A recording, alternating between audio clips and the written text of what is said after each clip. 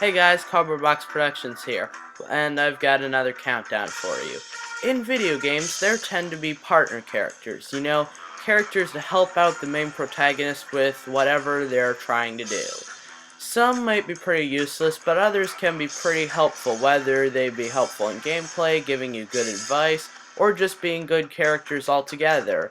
So, today I will be paying tribute to my 10 favorite partner characters.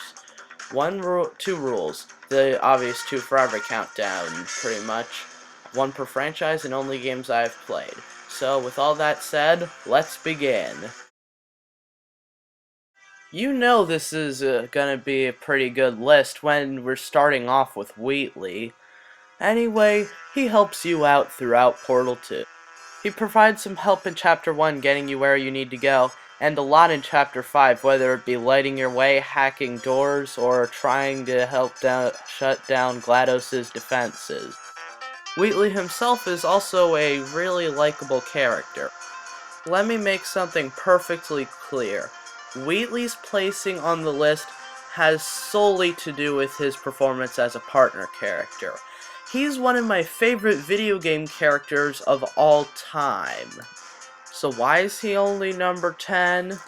Spoiler alert, even though almost every single person on the internet who knows about Portal 2 knows about this as well.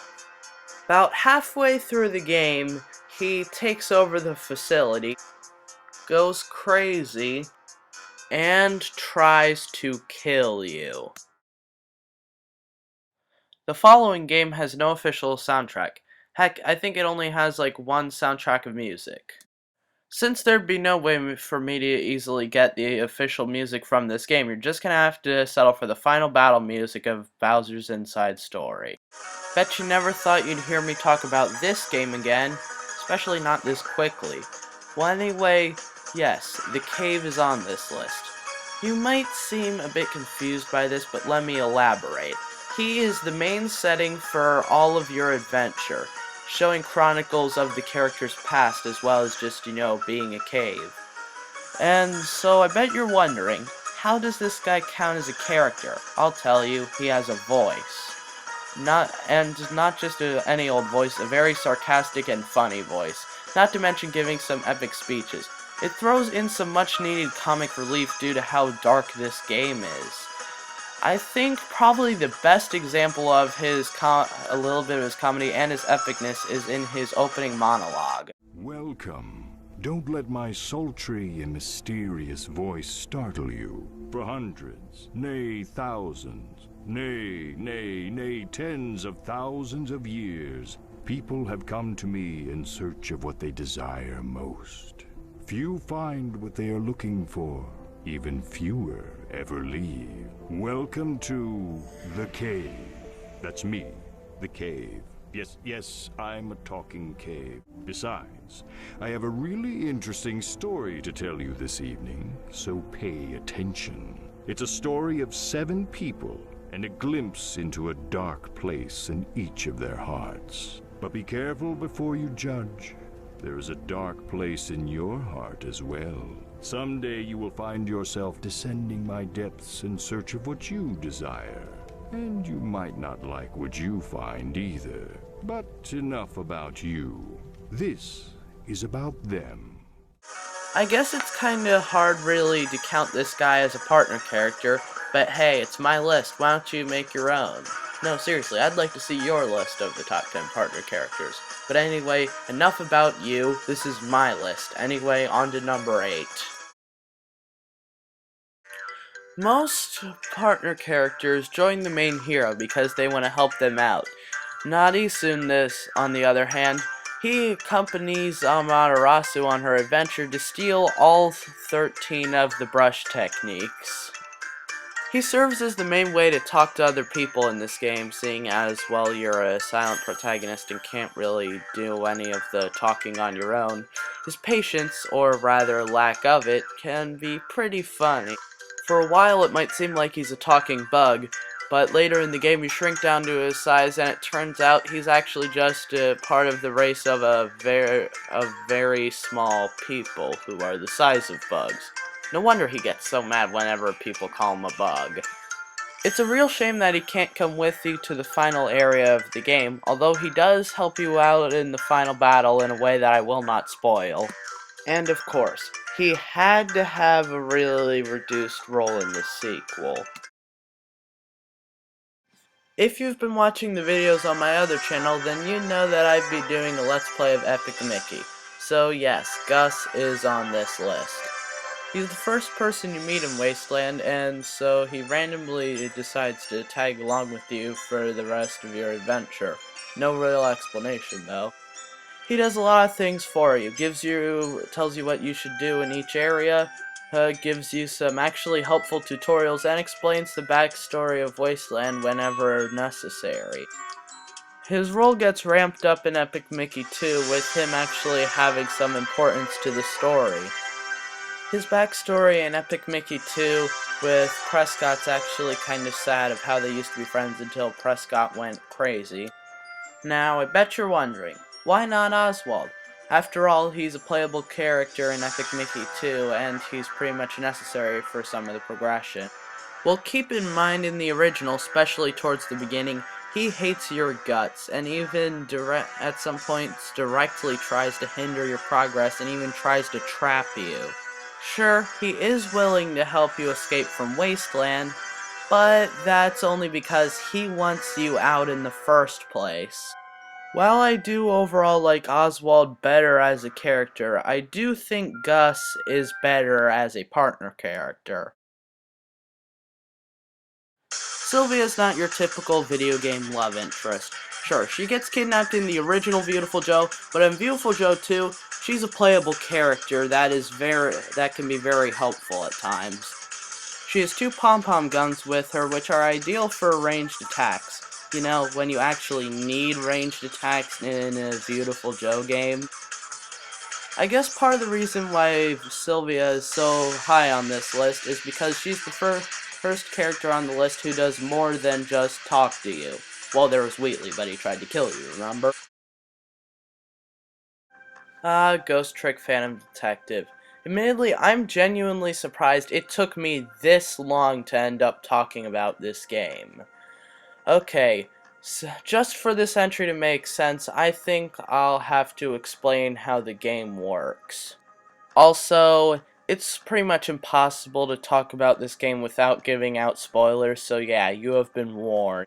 You play as a dead man named Sissel who has lost his memory and is dedicating the whole night which he only has left to exist to find out how and why he was killed. You can possess and manipulate objects to help you get further throughout the game. Also, if you find a dead body, you can go back in time to see how the person died and try to prevent it. Anyway, early in the game, you meet a dog named Missile who unfortunately was killed inside of his mistress's apartment. Luckily, you go back in time and prevent his death, and he remembers everything. Flash forward to far later in the game, when you go to investigate the Guardian of the Park's death, you see that the park mascot falls on top of him after being supposedly flung there. As it turns out, Missile is behind this. As it turned out, he died again, but this time he got ghost tricks. Anyway, he used his ghost tricks to save one of his mistresses, but it ended up having a bad result on the Guardian of the Park. He then decides to help you out. After all, he needs your help to save the Guardian of the Park. And Missile's powers are a bit different than Sissel's. You see, Missile has a much longer range when it comes to jumping to objects. However, he cannot manipulate objects. Instead, he has the ability to swap objects as long as they have the same shape and direction. And after you save the Guardian of the Park, Sissel offers to turn back the clock and stop Missile's death from happening, but Missile actually refuses. Why? Because now that he has ghost tricks, he can actually protect his mistresses as before, where he could do absolutely nothing.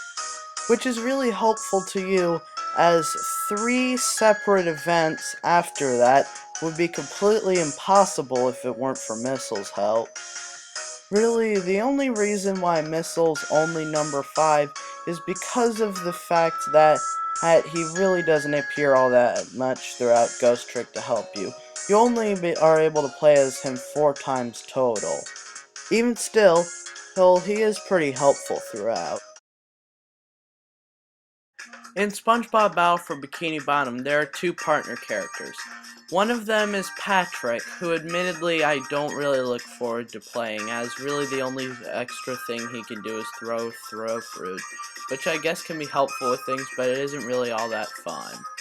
And then the other character is Sandy. Sandy admittedly is a lot more fun to play as.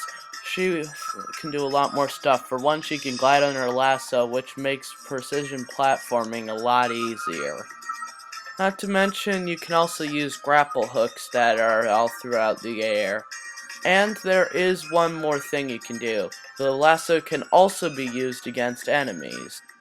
On one hand, in combat, the lasso has a delay on it, but on the other hand, it locks onto the enemy, and it doesn't matter what kind of enemy it is, it will go down when the lasso is used on it. Not to mention, Sandy can also use karate on several enemies, and by several, I mean all of them.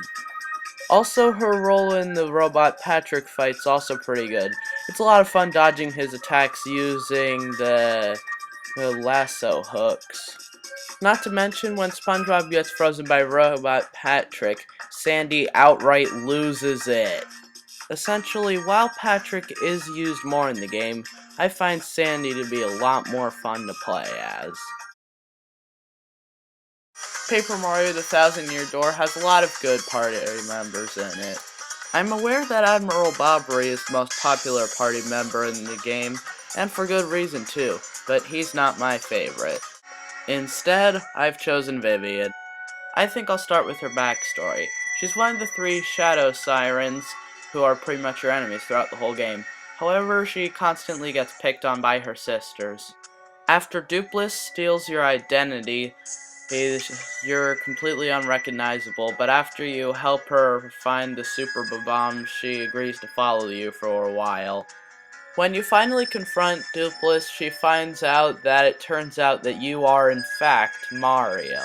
She then leaves because Mario was supposed to be her sworn enemy and she feels like an idiot for actually helping him out. However, partway through the Dupless fight, she returns, as Mario was the only person who was ever nice to her, so she decides to help you out to get your identity back and for the rest of your adventure. Probably my favorite backstory in Paper Mario The Thousand Year Door, although Bobbery's was good too. On the field, she can pull you underground to hide from enemies or people who just aren't supposed to know that you're there. In battle, all her moves that actually attack the enemy leave them with the burn status effect. Not to mention in battle, she has 2 very helpful moves. Fiery Jinx, which attacks all enemies, and Veil, which makes you invincible to the next attack, which is very helpful if the enemy, say, charged up a really powerful attack. All of these moves are pretty easy to pull off. Vivian's essentially a must for the 2 hardest bosses in the game, as having her with you makes them a whole lot easier. Guess what? I'm talking about Psychonauts again, cause I've never done that before. This time I'm talking about your partner in the game, Ford Crawler. He's pretty helpful. Just at any time that's not during dialogue or a cutscene, take out your handy dandy bacon and he'll show up to help you out. He can take you back to HQ no matter where you are if you're not past the point of no return, and just talk to him when you're there and he'll send you right back to almost exactly where you were. Also, if you ask his help, he'll tell you what you need to do next. He can tell you how to beat any enemy you might come across, unless it's a boss. He's the guy you redeem all your collectibles with, and he actually has a pretty good explanation as to why he's not doing everything himself. Many years ago, he was in a psychic battle. However, he lost and it shattered his psyche. So he has to stay inside of his sanctuary due to the large titanium deposits. Otherwise, if he leaves, he'll go off on one of his other personalities with no memory of who he really is, which explains why he charges you for stuff in his shop when the end of the world is at stake. I know that it might have sounded weird, But keep in mind, this is Psychonauts we're talking about. I think my favorite thing about Ford is just the huge amount of respect him and your main character Raz have for each other. Raz knows that Crawler has been a huge hero and is utterly famous, and Crawler knows that Raz is a new Psychonaut who's determined and will probably end up being as good as he was one day. That's right, my favorite partner character is none other than Professor Egad. He's a retired ghost hunter who is too old for ghost hunting, so instead he has Luigi do it. In the original game, he gave you access to all his equipment in order to hunt the ghosts and help you find Mario. Back in his day, he used to capture many ghosts and turn them into paintings. Yes, turning ghosts into paintings. That's really nice, Professor. At the end of the original Luigi's Mansion, he took all the money that Luigi had found in the mansion and used it to build Luigi a brand new mansion that he could actually live in. However, I don't even know why I'm bothering talking about the original Luigi's Mansion, because the reason he's on this list is because of his role in Dark Moon. In Dark Moon, Egad summons Luigi back to his lab in order to help him out with a certain problem. However, instead of his problem being a bunch of ghosts to escape and he needs to capture a bunch of ghosts who did nothing wrong and trap them into paintings, instead, he's been doing research in Evershade Valley in which all the ghosts are friendly there. Aw, how nice. However, when the Dark Moon breaks, the ghosts all turn bad and Egad has to make a run for it, and he needs Luigi to help him restore the Dark Moon. However, the problem doesn't just concern Egad himself, it also is a big concern that if the ghosts gather enough power, they could essentially bring terror to the entire world instead of just Evershade Valley. Already I like him better in Dark Moon because his reason that he needs Luigi to help him is a lot better than just trapping a bunch of innocent ghosts in paintings. He gives you access to all his equipment in both the games, which is very helpful as it kind of be impossible if he didn't. Despite the fact that you're risking life and limb going into the haunted mansions and Egad is safely tucked away inside of his bunker of protection, he is with you all the way.